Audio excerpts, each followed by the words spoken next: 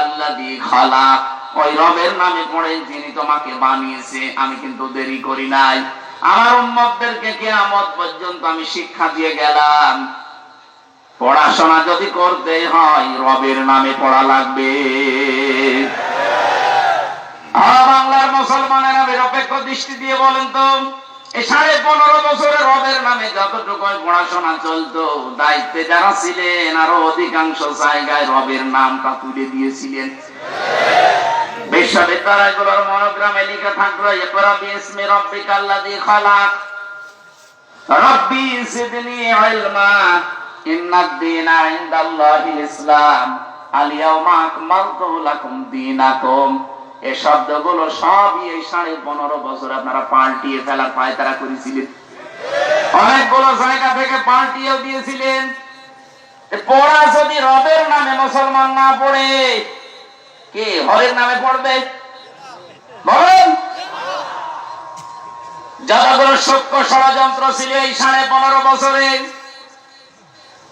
এই দাদা বাবুদের যতগুলো ষড়যন্ত্র আমাদের উপরে ছিল, তার 1 নাম্বার এইটা, আমাদের পুরা জাতিকে তারা আল্লাহর দিক থেকে মুখ ফিরিয়ে নাস্তিকতার শিক্ষা দেওয়ার জন্য রব থেকে ভুলিয়ে রেখেছিল।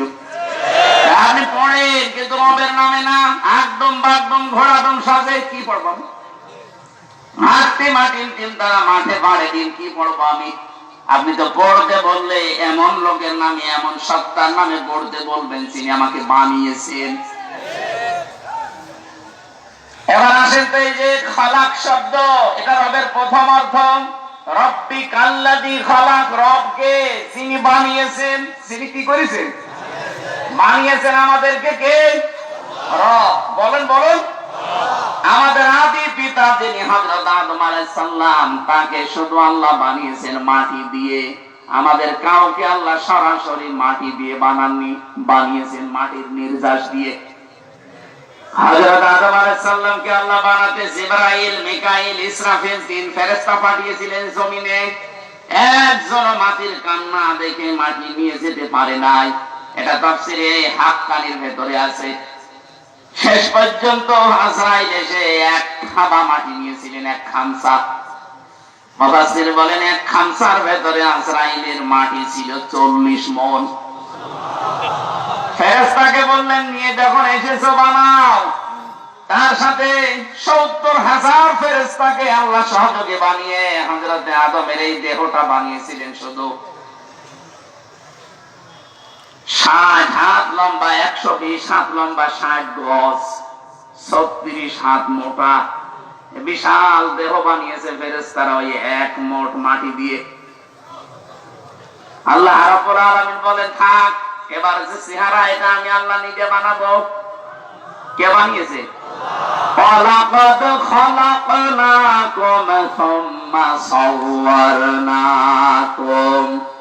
আল্লাহ পাক বলেন তোমাদেরকে আমি বানিয়েছি, বিশেষ করে এই চেহারাটা, এখানে কারো হাত নেই। এই চেহারাটা আমি আল্লাহ নিজের কুদরতি হাত দিয়ে খুব শিল্পীর তুলির আকারে সাজিয়েছি। মানুষের চেহারা এজন্য এত সুন্দর, তামাম দুনিয়ার যত সৌন্দর্য আছে সব চাইতে বেশি সুন্দর মানুষের এই চেহারা। মেয়েরা যারা এসেছেন, মেয়েরা এসেছে, সম্মানিত মা বোনদেরকে এখানে একটা মাসলা বলি। অনেকে রাগ হয়ে গেলে ছেলে মেয়েদেরকে বলে ফেলে তোর মুখে লাথি দেব, না, এটা কবিরা গুনাহ হবে। এই মুখটা আল্লাহ নিজে বানিয়েছেন, এজন্য মুখের অনেক দাম। আপনি এ কথা বলতে পারেন না। আল্লাহ রাব্বুল আলামিন কোরআনে কারিমে আমাদেরকে ইঙ্গিত দিয়েছেন, লাকাদ খালাকনাল ইনসানা ফি আহসানি তাকবীম। পৃথিবীর যত সৃষ্টি আছে সব চাইতে সুন্দর আহসান ইসমে তাফজিল, এটা সুপারলেটিভ ডিগ্রি বলা হয়। এর উপরে আর সৌন্দর্য হয় না। সব জায়গায় সুন্দর করে আমি আল্লাহ মানুষের আকার, এই আকৃতি বানিয়েছি। জোরে বলেন সুবহানাল্লাহ। শুধুমাত্র আদম আলাইহিস সালামকে আল্লাহ মাটি দিয়ে বানিয়েছিলেন। এখন আমার প্রশ্ন, মাটি বানিয়েছেন আল্লাহ কি দিয়ে? আপনি গাজীপুরের মৃত্তিকা গবেষণাগার আছে, মাটি গবেষণা করা হয়, ওখানে মাটি নিয়ে যান, দেখবেন 10টা জিনিস বের করে দেবে এর ভেতর থেকে। মাটির ভেতরে আছে iron, silicon, magnesium, potassium, aluminium, এরকম 10টা জিনিস আল্লাহ মাটির ভেতর থেকে আপনাকে বের করে দিবে। মাটি দিয়ে আল্লাহ শুধু আদমকে, আর আমরা যারা আদমের সন্তান, সরাসরি আল্লাহ আমাদেরকে মাটি দিয়ে তিনি বানিয়েছেন মাটির নির্যাস থেকে। এই মাটিতে খাবার হয়, এই খাবার আমাদের বাবার মা খায়। বাবার এই পেটের নীল দাঁড়ার ভেতরে যেটা জমা থাকে এটাকে বলা হয় স্পার্ম। মায়ের রেহেমের ভেতরে যেটা জমা আছে বুকের ভেতরে এটাকে বলা হয় ওভাম। খাবার দুইজনে খাচ্ছে, দুইজনের দুইটা জিনিস তৈরি হয়, একটা ওভাম আর একটা স্পার্ম। এই দুইটাকে একসাথে বিজ্ঞানের ভাষায় বলা হয় জাইগট। আল্লাহ রাব্বুল আলামিন বলেন ফালিয়ানজুরিল ইনসানু মিম্মা খুলিকা মিম্মা দাফিক। মানুষকে একটু নজর করে না, এই যে একটা দুর্বল জায়গায় আঘাত দিয়েছেন। আপনি যে অহংকার করেন, এজন্য আল্লাহ এমন জায়গায় আঘাত দিয়েছেন যে অহংকার সব মাটির সাথে মিশে যাবে। কে নিয়ে অহংকার করো? তুমি কি একটু নজর করো না কি দিয়ে তোমারে বানালাম? বাবার স্ফলিঙ্গ দিয়ে দ্রুত গতিতে বের হয়ে যাওয়া এক ফোঁটা নাপাক পানি, যেটা মায়ের রেহেমের ভেতরে জমা হয়। আল্লাহ এখানে দুইটা তথ্য আমাদেরকে দিয়েছেন। এক নম্বরে ইয়াখরুজু মিন বাইনিস সুলবি ওয়াত তারাইব। আমি যারা শিক্ষিত মানুষ আর আলেম তাদেরকে বলছি, আল্লাহ বলেন এখানে সুলবুন এক বচন, তারাইব বহু বচন। তাফসীরের ভাষায় পড়েছি সুলবুন বলা হয় মেয়েদের লজ্জাস্থানকে, আর তারাইব বলা হয় ছেলেদের লজ্জাস্থানকে। প্রশ্ন আমার, সন্তান তৈরি করার জন্য শুধু মা একা হলে হবে না? হয়েছে একটা শুধু হযরত ঈসা নবী, এটা আল্লাহর আলাদা নিদর্শন। তাছাড়া স্বাভাবিক ভাবে পৃথিবীতে আজ পর্যন্ত কোন মা একা দুনিয়ায় সন্তান আনতে পারেন নাই। কথা বলেন না?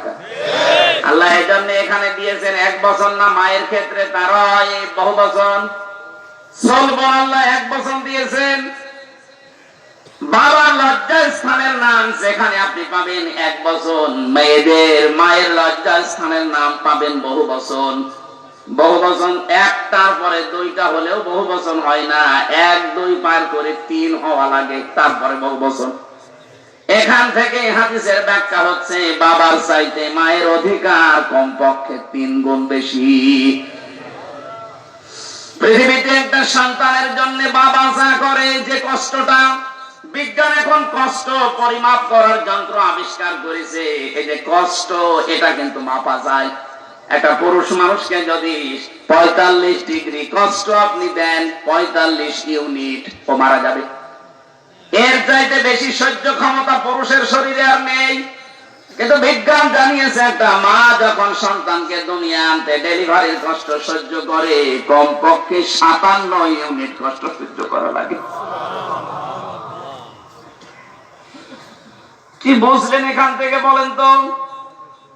আপনার মতো হামসাকে এই দুনিয়ার মুখ দেখাতে গিয়ে আপনার মা 45 না 57 না 45 না 46 না 57 ইউনিট কষ্ট সহ্য করেছে, যেটা পৃথিবীর কোন পুরুষ সহ্যের বাইরে। নবীজি বলেন এখানে খেদমত যদি করতে চাও মায়ের করবা, এরপরে মায়ের, এরপরে মায়ের, এরপরে 4 নম্বরে নবীজি বলেছেন বাবার। আমি চিন্তা করেছিলাম এই হাদিসটা নিয়ে, বাবার কথা আল্লাহ নবী 4 নম্বরে দিলেন, ও না বললেও ছাতা হতো। প্রথম 1 2 3 দিয়ে দিলেন মাকে কেন?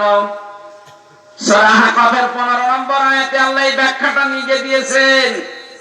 হামালাতুহু উম্মুহু কুরহা ওয়া ওয়াদাআতুহু কুরহা ওয়া হামলুহু ওয়া ফিসালুহু 30 শাহরা। আল্লাহ পাক বলেন তোকে পেটে বহন করা 10 মাস 10 দিন পর্যন্ত বস্তার মতো পেটে বহন করা, এটা দুনিয়ার কোন বাবা এই কষ্ট টের পায়নি। টের পেয়েছি শুধু তোর মা। এই জন্য প্রথম খেদমত করতে হলে মাকে দিয়ে শুরু করবি। এমনকি দুনিয়ায় কেউ যদি টাকা পয়সা খরচ করতে চান, আজ আমরা ইসলাম না জানার কারণে চলে যাচ্ছি সেই বরিশালে, সেই চট্টগ্রামে, সেই সিলেটে। না, সূরা বাকারা 215 নম্বর আয়াত 2 নম্বর পারা 12 নম্বর পৃষ্ঠা 13 নম্বর লাইনে আছে, ইয়াসআলুনাকা মাযা ইউনফিকুন কুল মা আনফাকতুম মিন খায়রিন ফালিল ওয়ালিদাইনি ওয়াল আকরাবিন। বলেন আল্লাহু আকবার। আল্লাহ পাক বলেন, হে নবী, দুনিয়ার কোন সলির মধ্যে গলির মধ্যে যদি জিজ্ঞাসা করে যে টাকা পয়সা আমি উপায় করা শিখেছি, ওসি সাহেবের জীবনী মনে করেন, চাকরি যতদিন পাইনি মনে করেন ওনার উপায়ন্তর ছিল না, চাকরি প্রথম পাওয়ার পরে বেতন পেয়েছে। এখন যদি আল্লাহকে জিজ্ঞাসা করে, রব্বুল আলামিন তুমি তো আমাকে বানিয়েছো, আমার জীবনের এই প্রথম ইনকাম আজকে প্রথম উপায় করা শিখেছি, প্রথম বেতনটা আমি কি মসজিদে, মাদ্রাসা, এতিমখানায়, বাবার দরবারে দিয়ে আসবো? আল্লাহ বলেন না, প্রথম নাম্বারে তুই ভালো ভালো কাজে এই টাকাটা খরচ করবি।